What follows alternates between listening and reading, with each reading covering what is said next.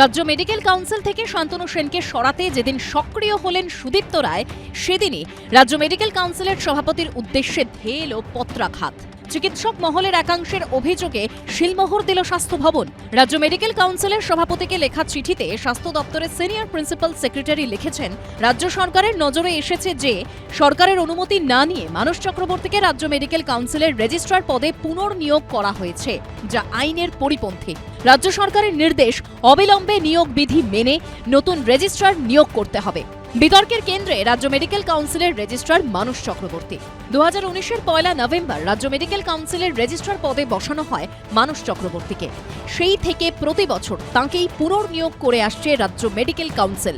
আরজিকর কাণ্ডের পর সেই পুনর্নিয়োগের প্রক্রিয়া নিয়ে প্রশ্ন তোলে চিকিৎসকদের একাধিক সংগঠন। তাদের অভিযোগ, অবৈধভাবে তাঁকে নিয়োগ করেছেন কাউন্সিলের সভাপতি সুদীপ্ত রায়। অতি সম্প্রতি স্বাস্থ্য দপ্তর থেকে একটি চিঠি মেডিকেল কাউন্সিলের প্রেসিডেন্টের কাছে গিয়েছে।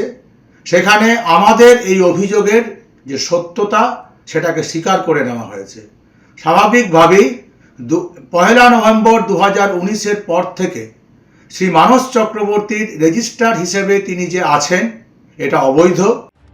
শুধু তাই নয়, রাজ্য মেডিকেল কাউন্সিল থেকে শান্তনু সেনকে সরানোর দাবি জানিয়ে চলতি মাসের 5 তারিখ স্বাস্থ্য সচিবকে চিঠিও লেখেন মানস চক্রবর্তী। প্রশ্ন ওঠে, যাঁর নিয়োগই অবৈধ তিনি কি করে এই চিঠি লিখলেন?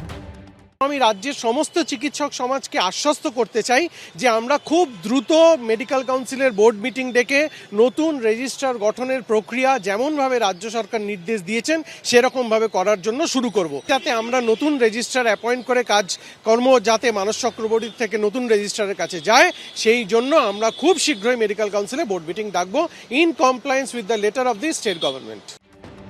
এই প্রেক্ষিতেই এদিন নতুন করে স্বাস্থ্য দপ্তরকে শান্তনু সেনকে সরানোর আবেদন করে চিঠি লেখেন রাজ্য মেডিকেল কাউন্সিলের সভাপতি। মানস চক্রবর্তীকে সরানো হয়নি, যেটা হচ্ছে যে মানস চক্রবর্তীর পিরিয়ড শেষ হয়ে যাবে ডিসেম্বর মাসে। তারপরে নতুন রেজিস্ট্রারের জন্য বিজ্ঞপ্তি প্রকাশ করা হবে এবং মানে কাগজে অ্যাডও দেওয়া হবে। এখান থেকে নতুন রেজিস্ট্রার বেছে নেওয়া হবে। স্বাস্থ্য ভবনের পত্রাঘাতের পর পরিস্থিতি কি দাঁড়ায় সেদিকেই তাকিয়ে চিকিৎসকদের একাধিক সংগঠন।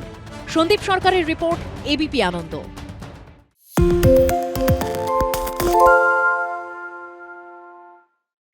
সত্য অন্তহীন, সত্যের খোঁজও তাই, সত্য সন্ধানে তাই আমরা অক্লান্ত, অকুতভয়। এবিপি আনন্দ নতুন ভাবনার প্রতীক, যা মনে মুক্ত, তথ্যে যুক্ত এবং যাবতীয় সীমানার বাঁধন থেকে মুক্ত।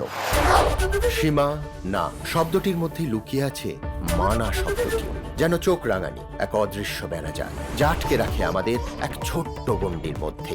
একমাত্র সঠিক খবরই গড়ে তুলবে এক মুক্ত সমাজ। সেই জগৎ গড়ার লক্ষ্যে কোনো সীমানার ঠুকুটি আমরা মানব না। এবিপি আনন্দ এগিয়ে থাকে, এগিয়ে রাখে।